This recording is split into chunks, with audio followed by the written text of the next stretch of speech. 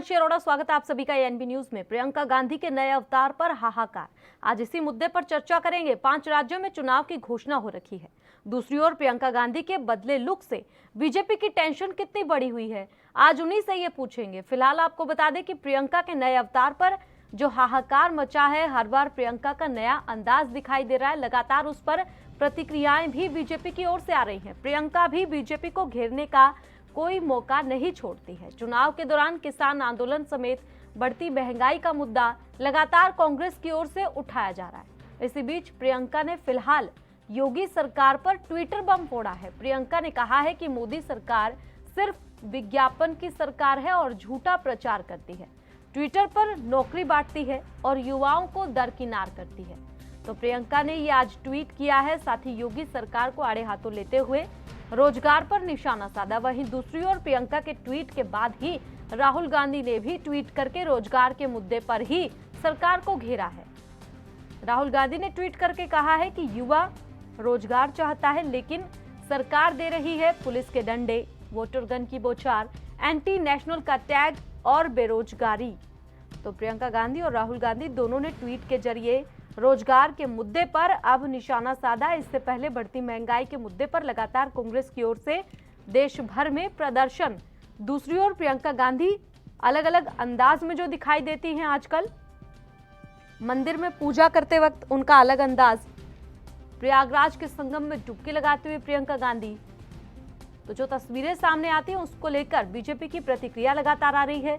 साथ ही हाहाकार मचा हुआ। वहीं आपको बता दें कि एक टीवी डिबेट में संबित पात्रा ने प्रियंका गांधी की तुलना राधे मां से भी कर दी, जिसके बाद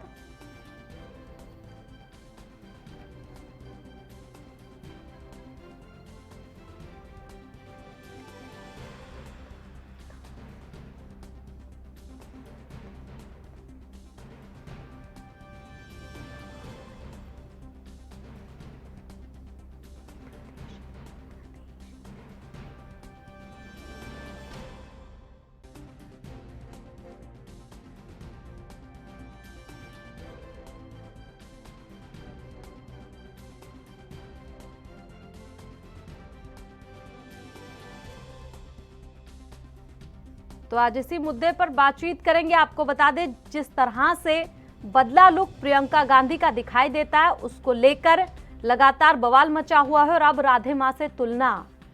इसी मुद्दे पर चर्चा करेंगे। कांग्रेस से हमारे साथ डॉक्टर सीके ठाकुर जुड़ गए हैं। सबसे पहले स्वागत है आपका। डॉक्टर साहब, सीधा सवाल मेरा आपसे यही रहेगा, प्रियंका गांधी वाड्रा जो आजकल अलग अलग अंदाज में दिखाई दे रही हैं, बीजेपी की ओर से लगातार उस पर प्रतिक्रिया आ रही है। अब संबित पात्रा की ओर से ये कह देना कि वो कंफ्यूज हो गए थे, राधे मां है या फिर प्रियंका गांधी है। पहली प्रतिक्रिया आपकी चाहूंगी इस पर। जी जी, नमस्ते अरोड़ा जी। मैं आपसे यही कहना चाहूंगा कि आज भारतीय जनता पार्टी अपने इस भारत देश को अपनी विरासत समझ ली है। यह प्रजातंत्र है, उसको सबसे पहले ध्यान में रहना चाहिए। प्रियंका गांधी जी का जहां तक सवाल है, वो भावी हमारे इस देश के प्रधानमंत्री भी हैं और माननीय प्रधानमंत्री मोदी जी जो अभी एक हिटलर के रोल में आए हैं। हिटलर जो उनके जो पीए थे, उनका जो सेक्रेटरी था, वो कहा करते थे कि झूठ को इतना बोलो कि सच में तब्दील हो जाए। तो आज देश की वही स्थिति है।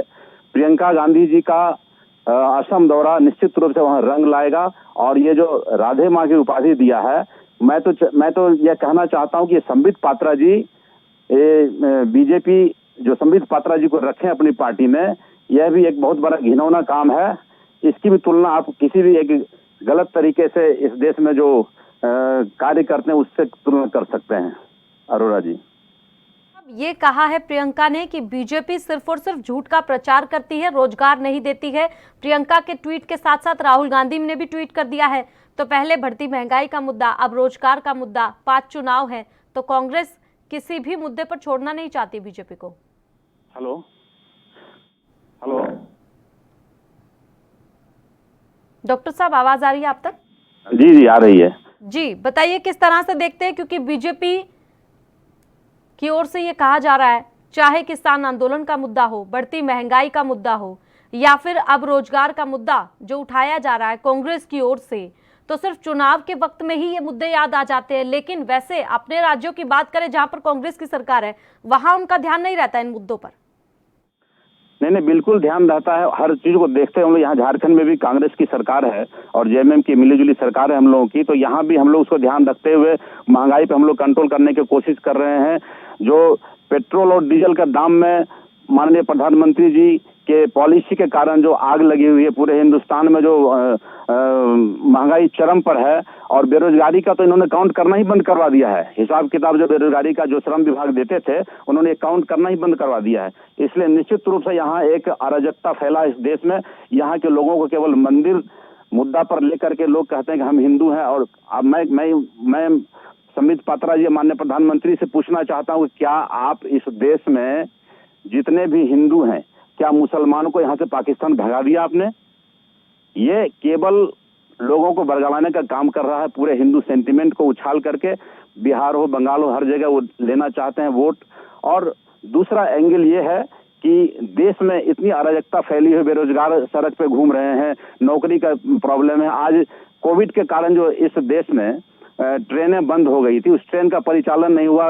जो रोजगार करने लोग दूसरे राज्य में जाया करते थे, आज वो बंद है बिल्कुल। लोग बस में इतना अधिक भाड़ा लगा के जाना पड़ता है अगल बगल के गांवों में कि आप ये कहना मुश्किल है। इसलिए प्रधानमंत्री पूरी तरह से इस देश में अराजकता लाए हैं, इनको निश्चित रूप से इस देश से हटना चाहिए। ठीक है, बीजेपी से हमारे साथ विजेंद्र प्रताप सिंह सोलंकी जुड़ गए हैं। सबसे पहले आपका स्वागत है। सीधा सवाल मेरा आपसे यही रहेगा कि प्रियंका गांधी की तुलना अब राधे मां से कर दी गई है और संबित पात्रा ने ये तुलना की है, तो प्रियंका जो अलग अलग अंदाज में दिखाई दे रही हैं, उससे क्या बीजेपी को डर लग रहा है? इस तरह की प्रतिक्रिया सामने आ रही है, आपकी प्रतिक्रिया? धन्यवाद। हिमांशी, मेरे ख्याल से हिमांशी बोल रही है ना जी? हाँ हिमांशी, मैं जो साथी सज्जन इस वक्त अभी अवेलेबल थे, मैं इनसे ये जानना चाहता हूँ कि किसी भी नेता या किसी भी सरकार का, या जो वर्तमान सरकार है या पूर्व की सरकार है, उनका आकलन ये गिने चुने लोग नहीं करते, गिने चुने कार्यकर्ता नेता नहीं करते। अगर इनके हाथ में होता तो दिन क्या से क्या हो गया होता, इस देश का कब का हो गया होता। इसका काम का फैसला, सरकार की पॉलिसीज का फैसला अच्छी है बुरी है, जनता करती है। और उसका एक ही वक्त आता है, चुनाव, जब जनता ये फैसला सुनाती है कि सही थी या गलत थी। अभी गुजरात का चुनाव, जो पंचायतों का चुनाव हुआ, उसकी स्थिति आपने देखी। जनता ने यहाँ तक कि कृषि कानूनों तक पर मोहर लगा दी कि भाई हाँ बिल्कुल ठीक सरकार अपनी दिशा में। और इतनी लंबी जीत लोकसभा में हुई, इतनी सारी विधानसभा, इतने सारे प्रदेशों में भाजपा की और एनडीए घटक की सरकारें हैं, तो जनता बोलती है कि क्या सही और क्या गलत है। ये चंद नेता, चंद कार्यकर्ता किसी लोभ में, लालच में अनन्य प्रकार की पार्टियों से जुड़ जाते हैं और उसी की तरह फिर वो गूंगे बहरे की तरह बात करने लगते हैं। आपने मेरा सवाल सुना था?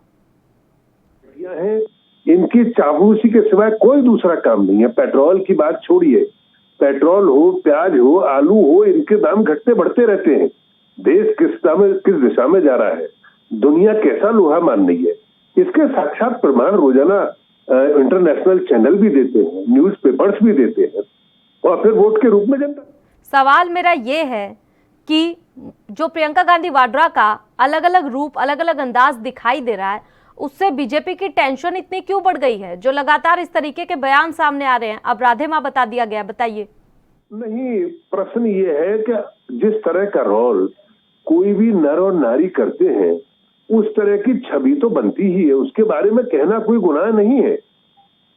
वो जगह लाल चुनरी ओढ़कर और माथे पे टीका लगाकर कोई भी महिला जाएगी तो वो राधे मां बन जाएंगी। ये प्रियंका ने, राहुल ने किया क्या है? आज तक कुछ किया है क्या इस देश के लिए?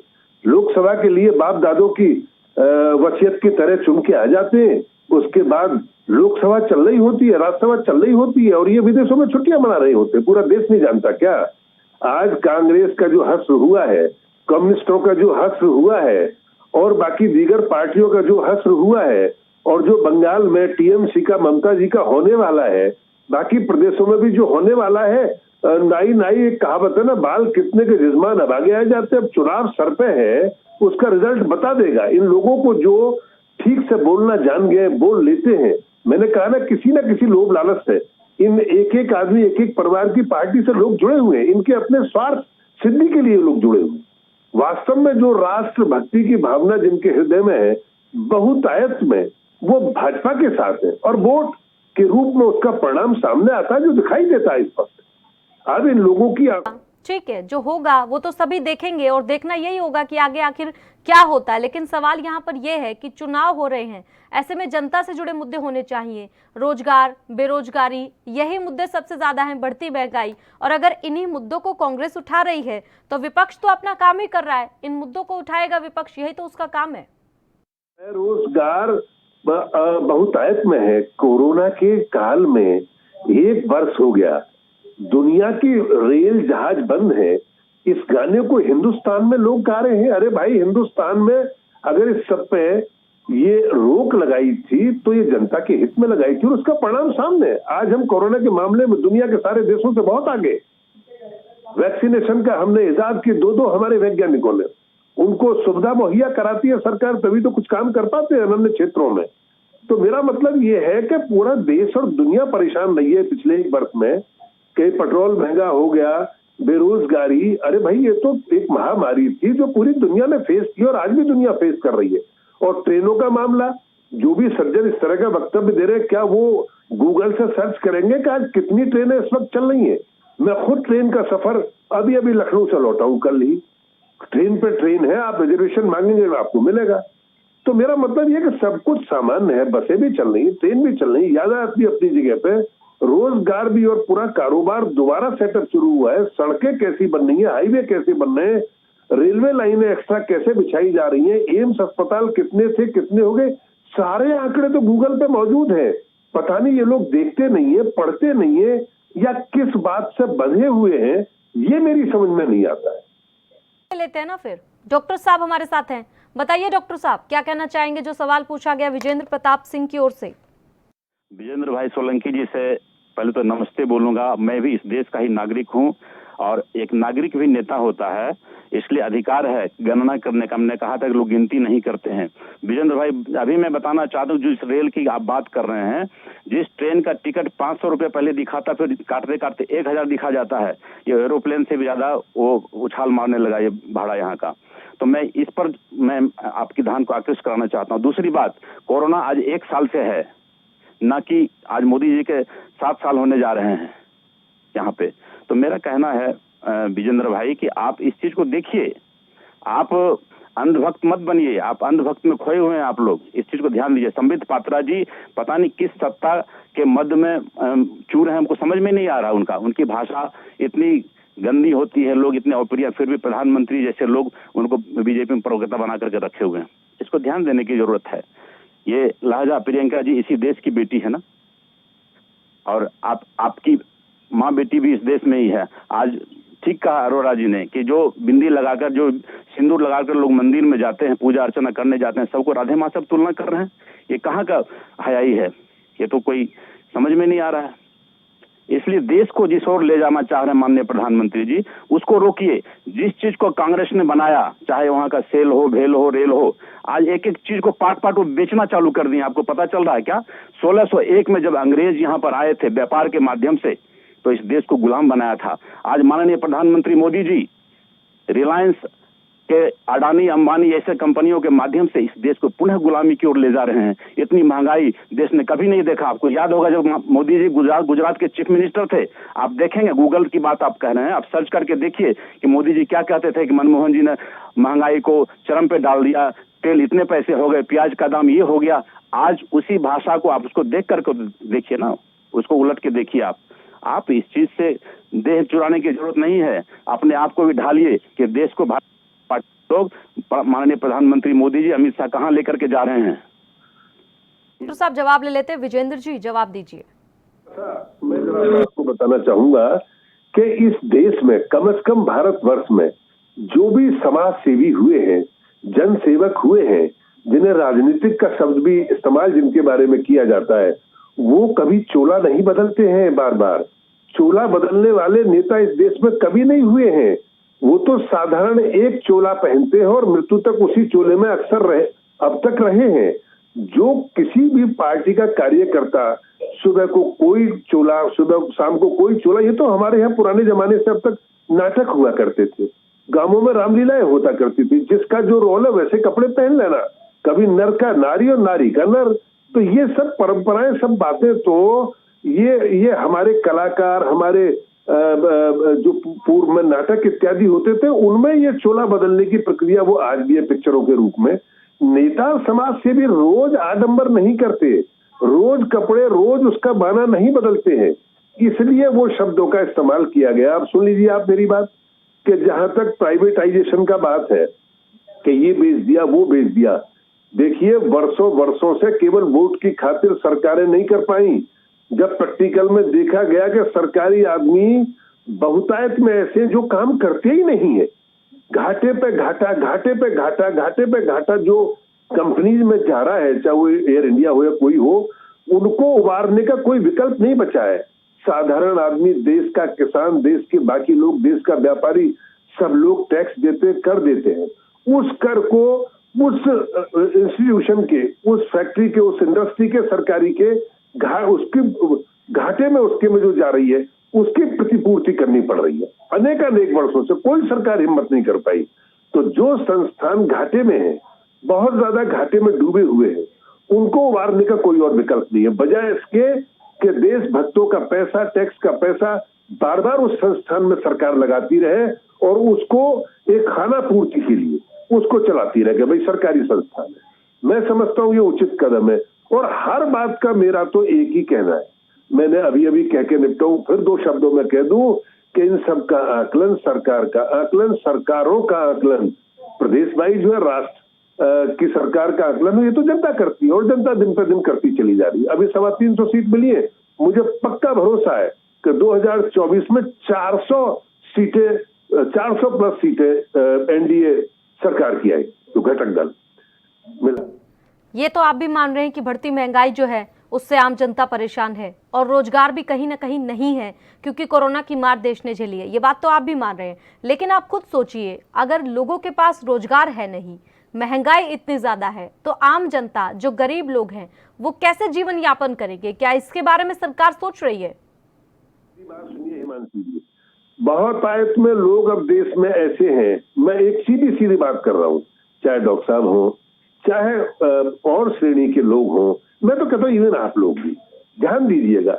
ये महंगाई शब्दों का इस्तेमाल कर समाज सेवी और राजनीतिक दल या उसके कार्यकर्ता, इससे ज्यादा कुछ नहीं है। आप प्रैक्टिकल भ्रमण कीजिए देश में, देहात में आज भी वही चैन है जो कल चैन था। 6 वर्ष से समझो कि राम राज्य की स्थापना हुई है, इसलिए वोटों की संख्या बढ़ रही है, इसलिए सीटों की संख्या बढ़ रही है, इसलिए चुनी हुई अगर भ्रम में सरकार राजस्थान की हो, यहाँ की हो, वो अदला बदली भी हुई मध्य प्रदेश की हो, तो तत्काल फिर पाला बदला। तो मेरा कहने का मतलब ये कि जनता, देखिए आईना एक तरह का होता है सरकार का, वो जनता क्या कर रही है उसको देखने से पता चलता है कि बिल्कुल कोई असर नहीं है किसी बात का। लोगों ने वोट दिया है, वास्तव में धारा 370 हटाने के लिए वोट दिया है। ये 100 रुपए के पेट्रोल, 10 रुपए के पेट्रोल महंगा करना, 12 रुपए का, उसके लिए वोट नहीं दिया। लोगों ने धारा 370 हटी, देश एक हुआ, देश बटा हुआ था, अलग संविधान था, 2 निशान 2 विधान, ये सब देश में चल रहे थे कि है तो वह मच जाएगी। देश ने राम मंदिर के लिए, हिंदुत्व को जगाने के लिए, देश ने हिंदू में एकता, ये सोशल मीडिया ने इसमें बड़ा रोल अदा किया है, और मीडिया ने भी, आप लोगों ने, मीडिया ने। सुनिए, महंगाई के बारे में तो आपने कह दिया कि चलिए कहीं कोई महंगाई है ही नहीं, रोजगार के बारे में भी बता दीजिए कि रोजगार लोगों के पास है या वो भी नहीं है? देश नहीं, दुनिया उभर रही है, स्वयं रोजगार का सृजन। आप देखिए ना आंकड़े, कितनी इंडस्ट्री, कितना इन्वेस्टमेंट बाहर का आ रहा है, कोरोना काल में भी आया है। उत्तर प्रदेश देख लीजिए, बड़े बड़े और प्रदेशों को देख लीजिए, पूरे राष्ट्र को देख लीजिए, उसके पैमाने को देख लीजिए आप। इन्वेस्टर तभी इन्वेस्ट करता है, स्वरोजगार और रोजगार दोनों की उपलब्धि। जवाब ले लेते हैं, ठीक है। आप तो कह रहे हैं ना तो महंगाई बढ़ी है ना, और रोजगार भी जो है वो दिया जा रहा है। डॉक्टर साहब बताइए, आपको भी यही लगता है? मैं इनको बताना चाहता हूं सोलंकी साहब को कि इस देश में जो सरकारी तंत्र का इन्होंने कहा, उस सरकारी तंत्र को तो ये बेच ही नहीं रहे हैं जो काफी घाटे में चल रहा है। ये तो उस सरकारी तंत्र को बेच रहे हैं जहां खूब मुनाफे में है। रेलवे को पाट करके बेच रहे हैं, सेल को पाट करके बेच रहे हैं। ये उन चीजों को बेच रहे हैं जहां मुनाफे का चीज है। दूसरी बात, जो कह रहे हैं कि लोगों का इनकम, प्राइवेट में भी इनकम है, जहां लोगों को सरकारी नौकरी में 1 लाख रुपए सैलरी मिलता है, आज वो 10,000 रुपए में काम करने के लिए मजबूर हैं। जो आदमी अब टू ट्रेवल्स नहीं कर सकता है, बच्चों को अच्छा स्कूल में पढ़ा नहीं सकता, अच्छा एजुकेशन नहीं दे सकता है, तो ये तो केवल कहने की बात है। देखिए, थोथी दलील कोई भी दे सकता है। चोला बदलने की बात उन्होंने कहा कि प्रियंका गांधी जी चोला बदल के यहाँ से वहां जाती हैं। माननीय प्रधानमंत्री जी बहुरूपिया हैं, वो रूप बदलते रहते हैं। उनका पहले का रूप देखिए जो प्रधानमंत्री बने थे, आज का रूप देखिए।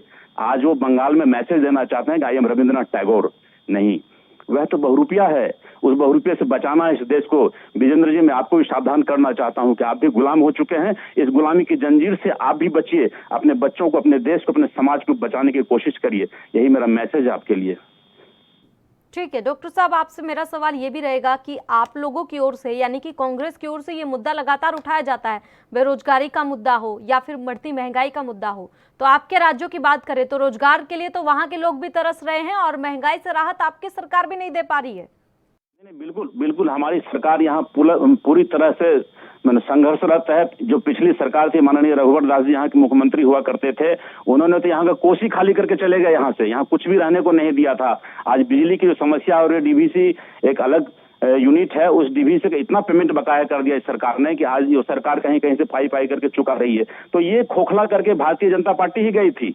ये माननीय मोदी जी को यहाँ से सीधे दिल्ली को पैसा भेजते थे, क्या करते थे आई डोंट नो, लेकिन इतना खोखला कर दिया झारखंड को कि हम लोग उसी को भरपाई करने में लगे हुए हैं मैडम। और हो जाएगा, आने वाले 3-4 साल में हम लोग पूरी तरह से रिकवर कर लेंगे और झारखंड को, यहाँ के रोजगारों को, अभी देखिए काफी नौकरी का हम लोग यहाँ सृजन करने जा रहे हैं। हमारी सरकार जो माननीय हेमंत जी हैं मुख्यमंत्री जी, वो काफी रोजगार का सृजन करने जा रहे हैं और आने वाले 3 महीने के अंदर काफी वहाँ पे रोजगार मिलेंगे लोगों को और सरकारी नौकरी मिलेगी। ठीक है विजेंद्र जी, आपके पास आना चाहूंगी। राधे माँ का एक अपना अलग व्यक्तित्व है और प्रियंका गांधी वाड्रा का अपना अलग है, लेकिन इस तरह से कंपैरिजन करना आपको ठीक लग रहा है? हिमांशी जी, पहले मैं एक बात कह दूं, मैं घोर आपत्ति प्रकट कर रहा हूं इस बात पे। देश के नेता को विदेशों ने जिसकी लोहा माना उसको बहरूपिया कहना, ये शर्मनाक बात है। इस पे बिल्कुल खेद प्रकट करना चाहिए और माफी मांगनी चाहिए। देश का नेता, देश का पीएम सबका पीएम होता है। 3/4 जनता का, देश की 3/4 जनता का अपमान है ये। 75-80% लोगों की बेइज्जती है ये। देश के नेता को, उनके नेता को बहरूपिया कहना, इसका मतलब देश की जनता को बहरूपिया कहना है। देश की जनता पागल नहीं है, वोट देती है, सोच समझ के वोट देती है देश की जनता। तो इस पर मैं घोर आपत्ति प्रकट करता हूं। दूसरा, वाड्रा के बारे में क्या कहा बीच में आपने, मैं सुन नहीं पाया। ये कह रही थी कि राधे माँ का अपना व्यक्तित्व है और प्रियंका गांधी वाड्रा का अपना एक व्यक्तित्व है, लेकिन सिर्फ और सिर्फ लाल चुन्नी और माथे पर टीके को लेकर इस तरह से कंपैरिजन करना।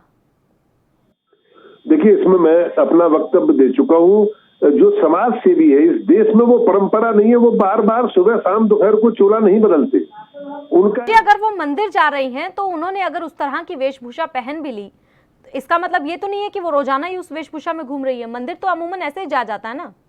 उस वेशभूषा को हिमांशी जी पहन के किसी ड्रामा कंपनी में काम करने जाती, किसी फिल्म की शूटिंग में जाती, तो वो मान्य है इस देश को, मुझे नहीं इस देश को।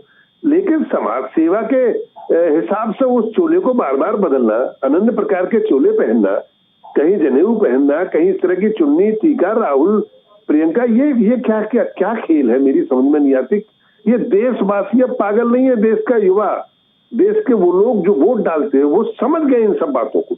इसलिए कांग्रेस जीरो की तरफ जा रही है, धीरे धीरे धीरे धीरे शून्य की तरफ जा रही है। आप ये वो देखिए ना, रिजल्ट्स क्या है।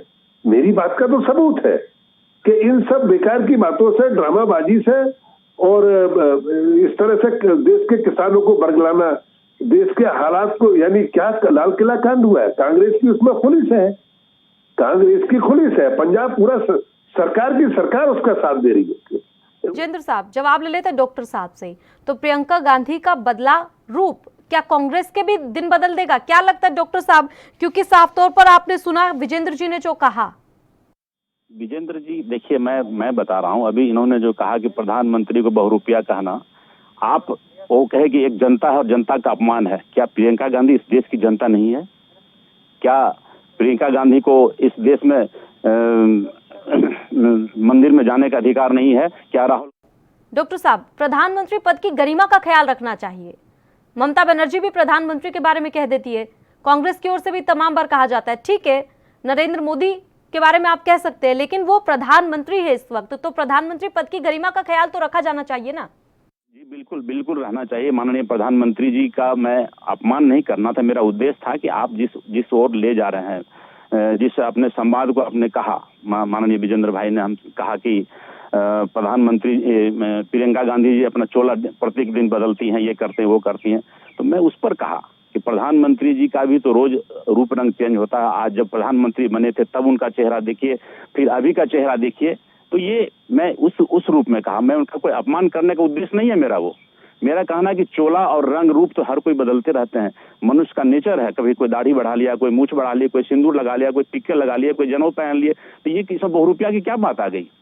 चोले बदलने की बात आई तो जब प्रियंका गांधी जी को कहा तो हर कोई बदल, मैं इनसे तुलना किया। माननीय प्रधानमंत्री जी का अपमान करने का कोई उद्देश्य नहीं है मेरा, लेकिन मैं कहा कि प्रधानमंत्री जी को भी एकदम संयम रहना चाहिए। इस देश की जनता को, जो आपको याद होगा पिछले चुनाव में जब कर्नाटक का चुनाव था, उस समय उनका भाषण आपने देखा होगा, वो एक प्रधानमंत्री की भाषा नहीं हो सकती कि ए कांग्रेस के लोगों, you are prime minister of India. आप प्रधानमंत्री जी, आप हमारे भी प्रधानमंत्री हैं और कांग्रेस के भी हैं, और बीजेपी के प्रधानमंत्री बनता है तो उनकी उपमा चेंज हुआ, तो सिर्फ प्रधानमंत्री किसी पार्टी लेवल में नहीं रह जाते हैं। वो प्रचार करना अलग मुद्दा है, लेकिन वो भी अपनी आपा खोते हैं। मेरा कहना है कि प्रधानमंत्री जी आज। डॉक्टर साहब, क्या लगता है कांग्रेस के दिन बदल जाएंगे अब? बिल्कुल बदलेंगे मैडम। 2024 में निश्चित रूप से कांग्रेस है। विजेंद्र जी, आपकी आखिरी प्रतिक्रिया चाहूंगी एक लाइन में। प्रधानमंत्री नरेंद्र मोदी भी जहां भी जाते हैं ना, उसी हिसाब से वेशभूषा बदल कर जाते हैं।